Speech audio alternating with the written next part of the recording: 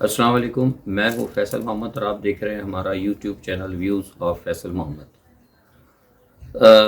आज सुबह जब हमने कुछ रब्ता किया, हमारे जो सफारती ज़राए हैं या दोस्त साबिक़ा एहलकार उनसे न्यू दिल्ली में हिजाब के हवाले से या दूसरे मामलात में, तो वहाँ से मुझे एक बड़ी हैरत हुई सुन के कि जिससे भी तकरीबन मैंने बात की, वो तज़्ज़ीनिगार हों, सफारतकार हों साबिक़ा, उन्होंने कहा कि इस वक्त हम जो है पूरी तवज्जो हमारे पास जो है हिजाब के मसले पे या इंटरनल पॉलिटिक्स पे नहीं है, बल्कि हमारी तवज्जो इस वक्त जो है दुनिया की बदलती हुई सूरत हाल पर है। भारतीय सियासतदान और सियासी पार्टियां जो हैं अंदरूनी खाना और हमारा मीडिया जो है बड़ी संजीदगी के साथ यूक्रेन के अंदर होने वाली तब्दीलियां और अमेरिका और रूस के दरमियान और नेटो के दरमियान जो एक कशीदगी है और दुनिया एक तीसरी आलमी जंग के करीब जा रही है, उसमें हमारा क्या किरदार होगा, हमारे लोगों को किस तरह और भारत ने क्या करना होगा। क्वाड के हम मेंबर हैं और हम कहीं ना कहीं रूस के साथ हमारे दिफाई माहदे हैं। तो इस वक्त जो है हमारे पास हमारे सियासी अवानों में जो गूंज है या जो कुछ भी मामलात हैं, वो प्रायोरिटी इस वक्त दुनिया के तब्दील होते हुए हालात और उसमें भारत का मुस्तकबिल है। तो इस हवाले से उन्होंने कहा कि हमारी हर चीज़ जो है बिल्कुल लॉक है। उसके बरस जब मैंने इत्तेफाक से पाकिस्तान का टीवी खोला तो मैंने देखा वो एक मौलाना नुमा शख्सियत है, पता नहीं लोगों ने क्यों मौलाना कहते हैं, मैं तो खैर उनके वालिद को भी मैं देख चुका हूँ। और वो उनके आगे 500 या पता नहीं कितने 100-150 माइक टीवी के पड़े हुए थे और एक पूरा मीडिया के लोग, जैसे वो एक हड्डी अगर आप फेंक देते हैं ना या कोई मिठाई का टुकड़ा तो चूंटियाँ जिस तरह चिपक जाती हैं, इस तरह वो मीडिया के लोग अनप्रोफेशनल, हमेशा से मैं कहता हूँ अनप्रोफेशनल हमारे मीडिया लोग हैं। सहाफ़ी अगर 100 हैं तो 100 में से यकीन करें सिर्फ 25, मुझे नहीं परवाह किसी को बुरा लगता है लगे, मैं हमेशा हकीकत बात करता हूँ, 25% सहाफ़ी होंगे जो कि शायद ये सोच के करते हो कि कुछ सहाफ़ियाना किरदार क्या होता है। 75% पाकिस्तान के सहाफ़ी जितने भी है सब बिकाऊ माल और पैसे के भूखे, सब पैसे के भूखे। नज़र आ रहा है कि मौलाना ने क्या कुछ किया है, नज़र आ रहा है कि दुनिया में क्या हो रहा है, लेकिन ये लोग पूछ रहे हैं कि जनाब आज बड़ी बैठक हुई है। मुझे अफसोस की लगता है इस कौम के ऊपर कि इस कौम की जो 22 करोड़ कौम है महंगाई के अंदर फंस गई है, मईशत के अंदर फंस गई है। मगरिब ने हमारे गले के ऊपर हाथ रखा हुआ है, IMF हमारी नब्ज जो है दबा रहा है, ठीक है, FATF से हमें खंगाला जा रहा है, बॉर्डर्स के ऊपर हमारी फुल फ्लैज जंग हो रही है, भारत खुल के सामने आया हुआ है, अफगानिस्तान से TTP अमेरिका हमारे ऊपर चढ़ दौड़ने के लिए तैयार है। लेकिन इस कौम की सबसे बड़ी ब्रेकिंग न्यूज़ ये है कि 14 साल बाद नवाज शरीफ साहब चौधरी के पास जा रहे हैं। जिस कौम के अंदर खबर का और जिस कौम के अंदर सोच का और हालात से आगाही का ये हाल होगा, यकीन करें मुझे कहते हुए अफसोस होता है कि फिर इस कौम का मुझे मुस्तकबिल नज़र नहीं आता। ये मैं आप लोगों को कह रहा हूँ, मैं हमेशा से कहता हूँ। बहुत सारे लोग मुझसे कहते रहते हैं कि जनाब वो ऐसा, इस्टेब्लिशमेंट को ना बुरा कहें, ना करें बुरा इस्टेब्लिशमेंट को। आज ये जो सारे लोग बैठे हुए जो इतनी खबर ब्रेकिंग न्यूज़ चला रहे हैं, क्या इस्टेब्लिशमेंट के कहने पे चल रही है? सब पैसे का खेल है, सब माया है। हाजा मिन फजल रब्बी। पाकिस्तान की सियासत को इसीलिए मैंने लानत भेजी थी पाकिस्तान की सियासत के ऊपर 98 के अंदर कि सिवाय पैसा, सिवाय शख्सियत परस्ती, बुत परस्ती के अलावा पाकिस्तान की सियासत में कुछ नहीं है। मुझे देख के इतनी शर्म आई है जब मैंने इंडिया से ये बात, इंडियन लोगों ने मुझसे ये कहा कि हम इस वक्त हमारा मुस्तकबिल हम भारत को देख रहे हैं। पाकिस्तान एक न्यूक्लियर पावर है, पाकिस्तान एक इस्लामी एक रियासत है दुनिया के अंदर। इस वक्त हमारे साथ देख रहे हैं कि हमारा, मैंने कल अपनी वीडियो में कहा था कि हम अपनी खारजा पॉलिसी बदल रहे हैं।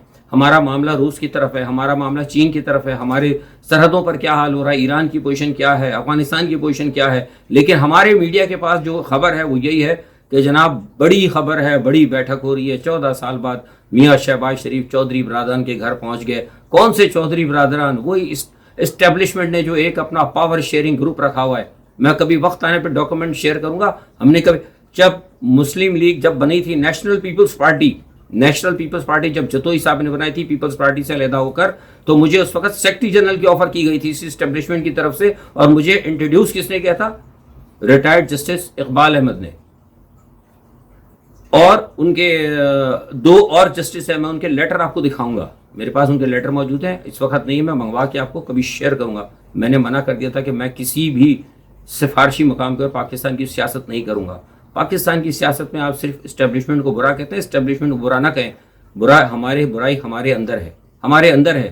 ہم نے آج تک ان پولیٹیشنز کو اپنے سر پہ اٹھائے رکھا ہے. یقین کریں مجھے بہت افسوس ہوا ہے یہ دیکھ کے, اور ابھی تک اسٹل میں دیکھ رہا ہوں. میں نے اس لیے اول تو میں پاکستانی چینلز دیکھتا نہیں, ابھی تک میں یہ دیکھ رہا ہوں. بڑی خبر ہماری یہی چل رہی ہے بھائی, کون سی اٹھا پٹک ہے, کون سی. میں کہہ چکا ہوں تحریک عدم اعتماد آپ کی اس وقت تک کامیاب نہیں ہوگی جب تک کہ جو اسٹیبلشمنٹ کے پاس جو بکاؤ مال ہے نا, جن کے لیے کل میں نے ایک لفظ استعمال کیا تھا, لوٹے, 40-45 لوٹے, جن کو آپ بڑے ادب کے ساتھ, ہمارے اینکرز پرسن کہتے ہیں نا, اینکرز کا بھی بہت بڑا مافیا ہے, بڑے ادب سے کہتے ہیں الیکٹیبلز, بکاؤ لوٹے کہتے ہوئے لوگوں کو شرم آتی ہے. What is the electable, what a naan sense. میں کل پرسوں ایک بات کر رہا تھا کسی جگہ, ایک میڈیا کے اوپر, ایک نام نہیں لوں گا حالانکہ انہوں نے کٹ کر دیا ہے, اس میڈیا پہ, ایک فورن میڈیا پہ ان سے ایک بات ہو رہی تھی میری, تو بات نکلی اسی حوالے سے, روس اور چین کے حوالے سے, کہ پاکستان کا کیا تھا. تو اس میں جب ان سے میں بات کر رہا تھا اس مباحثے کے اندر, تو میں نے ذرا سی بات کر دی کہ بھائی پاکستان کے جو سیاستدان, تو انہوں نے کہا sir we don't want to listen any single comment about the dirty politician of Pakistan. آپ اپنے عنوان کے اوپر چلیں, ہم نہیں سننا چاہتے گندے سیاستدانوں کی کوئی بات. میں کیا کہوں, ساری دنیا کہہ رہی ہے, تو یہ قوم کو سوچنے کا. بہرحال آج میں اس پہ زیادہ بات نہیں کروں گا, اتنا ہی کہنا کافی ہے پاکستان کی گندی سیاست کے لیے. یوکرائن تنازع جو ہے اب بڑا سیریس ہوتا جا رہا ہے. بلغاریہ نے بھی آج اپنی نکال لی ہیں وہاں سے لوگوں کو, رومانیہ نے بھی نکالنا شروع کر دیا ہے, اسرائیل اپنے لوگوں کو نکالنا شروع کر دیا ہے. اسرائیل نے باقاعدہ کمانڈوز بھیجے ہیں جو کہ وہاں سے لوگوں کو نکال رہے ہیں بحفاظت, اور سارے معاملات طے کیے جا رہے ہیں. امریکہ آلریڈی اپنے لوگوں کو نکلنے کا کہہ چکا ہے. لیکن آج ہی میں آپ کو بتا دوں کہ روس نے بھی اپنے سفارت خانے سے لوگوں کو نکالنا شروع کر دیا ہے. تو ایسی صورت میں, اور پھر آسٹریلیا نے اپنے سفارت خانے کے لوگوں کو نکل کر پولینڈ پہنچنے کے لیے کہا ہے. تو ایسے میں یہ صورتحال مجھے بتا رہی ہے کہ یہ جنگ ہونے کے تقریباً اب 95% چانسز جو ہیں ہو چکے ہیں. پاکستان کے ابھی تک وہاں کچھ پاکستانی بھی موجود ہیں, مجھے کسی نے بتایا تھا, صبح میرے پاس میسیج آیا تھا, تو میں نے پھر ایک میسیج بھیجا ہے ان کو, وزارت خارجہ کو بھیجا ہے. پتہ نہیں اتوار کے دن ہمارے یہاں ایسا نہ ہو کہ صاحبان سو ہی رہے ہوں, یہ بھی نہیں پتا, کیونکہ بیوروکریسی تو ہمارے یہاں بادشاہ ہے نا, دنیا میں آگ لگی رہے, ہمیں اپنے لوگوں کی پرواہ نہیں ہوتی. بہرحال میں نے ٹویٹر پہ ٹویٹ بھی کیا ہے, تو اللہ کرے کہ سوئے ہوئے وزارت خارجہ اور لوگ جان جائیں کہ وہاں پہ سفارت خانے کو کہیں کہ وہ پاکستانی جو کہ وہاں پر موجود ہیں تو ان کی کچھ قوائف درج کریں, اور ان کو نکلنے کے لیے اگر کچھ کر سکتے ہیں تو کریں, کیونکہ اصل میں بنیادی چیز تو ہمارے ملک ہے نا, یہ لوٹ مار سیاستدان اور آ رہے ہیں جا رہے ہیں, بڑی بیٹھک اور چھوٹی بیٹھک, کھانے کھا رہے ہیں, مرغے کھا رہے ہیں, یہ سب بکواس باتیں. یہ چیزیں کر کر کے اس قوم کو آج اس پہنچا دیا ہے کہ اب میرے پاس الفاظ نہیں ہے مزید کچھ کہنے کے لیے. تو بنیادی طور پر اس وقت جو صورتحال وہ یہ ہے کہ نیٹو جو ہے اپنی بڑی تیزی سے موومنٹ کر رہی ہے, امریکہ بھی موومنٹ کر رہا ہے. لیکن جو صورتحال مجھے نظر آ رہی, میں زیادہ اسی پہ تھوڑا سا بات کروں گا, کیونکہ مجھے یہ لگ رہا ہے کہ روس جو ہے اب مجھے لگتا ہے کہ حملہ شاید وہ کرے گا, کیونکہ کل جو بات چیت ناکام ہوئی ہے اس کے جو ہمیں پیچھے سے جو آیا ہے بیک اپ جو ملا ہے کچھ سفارتکاروں سے, میں نے کہا تھا کہ اسی حوالے سے ہی میں نے بھارت معلوم کرنے کی کوشش کی تھی, لیکن وہاں سے پھر مجھے جو سننے کو ملا حجاب کے حوالے سے پھر ساری باتیں. خیر, تو کہنے کا مقصد یہ کہ وہاں سے جو بیک اپ مختلف ملکوں کے سفارتکاروں سے یا تجزیہ کاروں سے ملا ہے, اس سے لگتا یہ ہے کہ جنگ جو ہے اب 95% جو ہے ہونے کے چانسز ہو گئے, اور یہ جو ہے پارا جو ہے بڑھ رہا ہے. اچھا, اب اس میں ایک چیز یہ ہے کہ جو میں یہ دیکھ رہا ہوں کہ روس جو ہے نا مجھے اس وقت حاوی نظر آ رہا ہے. قطع نظر اس کے اس وقت ٹھیک ہے, روس نے اس وقت 130,000 کے قریب فوج وہاں یوکرائن کے گرد پہنچائی دی ہے, اور جو روس کا جو بحری بیڑا ہے وہ بھی بحر اسود سے نکل کر آ گیا ہے, اور اس کے اندر کچھ 6 تو ایسے جنگی جہاز ہیں جن کے اوپر آپ کو پتہ ہے کہ جو ایئر کرافٹ اترتے ہیں اور ایئر کرافٹ چڑھ سکتے ہیں, وہ جنگی بحرے بھی جو ہے وہاں پہ داخل ہو چکے ہیں. اور لیکن جو مجھے لگ رہا ہے کہ روس جو ہے نا اس وقت نفسیاتی طور پر اس جنگ پہ جو ہے کہیں نہ کہیں اس کی حاوی ہے, مطلب اس کا اپر ہینڈ ہے. وہ یوں کہ امریکہ کے اندر جو ہے ابھی تک اس معاملے پہ تقسیم آ چکی ہے. جب میں آپ سے بات کروں, یہ آپ کو کوئی میڈیا نہیں بتایا, پاکستان کا میڈیا تو اس قسم کی باتیں نہیں کرتا نا, کیونکہ ان کو وہاں سے پھر جس نے بتایا پاکستانی میڈیا کو تو پیسے ملتے ہیں, تو امریکہ کے خلاف وہ اتنی کو ویسے بھی بات نہیں کرتے, اور اگر بہت زیادہ جب ہو جاتی ہے اخبارات میں آتی ہے تو پھر تھوڑا سا ڈرتے ورتے کہہ دیتے ہیں, کیونکہ پھر بچے بھی ادھر ہیں کو آپ کو پتہ ہے, پھر وہ اپنا کیا کہتے ہیں اپنا گرین کارڈ اور پاسپورٹ اور آنا جانا, اور آپ کو پتہ ہے نا پھر تھوڑے سے مسئلے کوئی ڈالر کا چکر ہوتا ہے, تو بڑے بڑے میڈیا مالکان اور بڑے بڑے اینکر اور ٹینکر مافیا جتنے بھی نا وہ ذرا اپنے ٹائی کے ناٹ ذرا درست رکھتے ہیں کہ بھئی ایسا نہ ہو کہ کل گورا صاحب ناراض ہو جائے. تو یہ خبریں آپ کو وہاں سے ملی ہوئی, میں آپ کو بتا رہا ہوں. امریکہ میں اس وقت بڑی زبردست پھوٹ ہے. کس کے اوپر؟ یوکرائن کے اوپر. امریکنز بہت سارے جو لوگ ہیں ان سے بات ہوئی, وہ یہ کہتے ہیں کہ جو آپ کا ہوا تھا کیا کہتے ہیں صومالیہ کے اندر, آپ کو پتا ہے وہ صومالیہ کے اندر بلیک ہاک ہوا تھا, انہوں نے جو کیا تھا ایک آپریشن, اور بلیک ہاک ڈرون ایگزیکٹلی, ہاں وہ اس میں ان کو ناکامی ہوئی. پھر اس کے بعد افغانستان کی حالیہ شکست. تو اس کے اوپر جو امریکنز ہیں نا, وہ ان کی جو شہری ہے نا, وہ شہری ہوتا ہے نا, ہمارے شہریوں کی طرح نہیں ہے, پاکستان کی شہریوں کی طرح کہ لیڈروں کے پیچھے بھاگ رہے ہیں. وہاں وہ لوگ سوچ رہے ہیں, وہ تقسیم ہے اس بات, وہ کہہ رہے ہیں کہ ہمیں کیا ضرورت ہے دوسروں کی جنگ میں جانے کی. ہم نے ادھر نقصان اٹھایا, ہم نے پہلے وہ ادھر نقصان اٹھایا شمالی کوریا کے چکر میں, اور ابھی تو لیٹسٹ وہ کہتے ہیں کہ افغانستان کے اندر ہمارے اتنے لوگ مارے گئے, فوجی مارے گئے, ہمارا اتنا بجٹ ضائع ہوا, تو ہمیں کیا ضرورت ہے اس جنگ میں کودنے کی. تو لیکن وہاں پہ امریکن جو جنگ کے حامی ہے وہ یہ کہہ رہے ہیں کہ جناب اس میں امریکہ کا تو اتنا نقصان نہیں ہو رہا, ہم تو جنگ دوسروں کے کاندھے پہ لڑ رہے ہیں. بات ان کی صحیح ہے بالکل, کیونکہ وہاں امریکن فوجی تو بہت کم ہے, سارے کے سارے تو نیٹو کے فوجی ہیں. تو وہاں بھی ایک بڑی جو ہے نا وہاں ایک ڈیبیٹ ہے, اور وہاں امریکن قوم تقسیم ہے. تو اس حوالے سے میں کہتا ہوں کہ رشیا کا اس وقت کہیں نہ کہیں پلہ بھاری ہے. اچھا, اس صورت حال کے اندر جو مجھے لگ رہا ہے کہ جنگ ہوگی, اس کی وجوہات یہ بھی ہے کہ روس نے, جیسے میں بتایا نا کہ اپنے بحری بیڑے بھی وہاں پہنچا دیے, روس نے اپنی ہوائی فورسز کو ٹارگٹ دے دیے. میں آپ کو بتا رہا ہوں, آج آپ کو میں یہ خبر دے رہا ہوں کہ کہاں کہاں ٹارگٹ کرنا ہے. وہ چیزیں اب یہ ہم نہیں بتاتے, لیکن ہمیں پتہ لگ گیا کہ روس کی ایئر فورس نے ٹارگٹ سیٹ کر لیے ہیں. اچھا, پھر اس کے علاوہ جو یوکرین میں جب داخل ہوں گے یہ لوگ, تو جو ملٹری فورسز جو ہیں, ان کی ملٹری پولیس جن کو جو کہ سٹیز کو آکوپائی کرتی ہیں, مطلب جا کر کنٹرول کرتی ہیں, ان کو بھی اپنی پوزیشنز پہ لگا دیا گیا ہے, ڈپلوائے ہو چکی ہیں. تو یہ چیزیں دیکھتے ہوئے مجھے لگتا ہے کہ یہ جنگ جو ہے, جیسے آپ سے کہہ رہا ہوں کہ 95% جو ہے, جیسے جیسے ٹائم مطلب گزرتا جا رہا ہے نا, مطلب اس کا کہ گریڈ بڑھتا جا رہا ہے. مطلب ابھی میں آپ سے بات کروں تو ہو سکتا ہے 2 گھنٹے بعد ہی 96% پہ چلا جائے.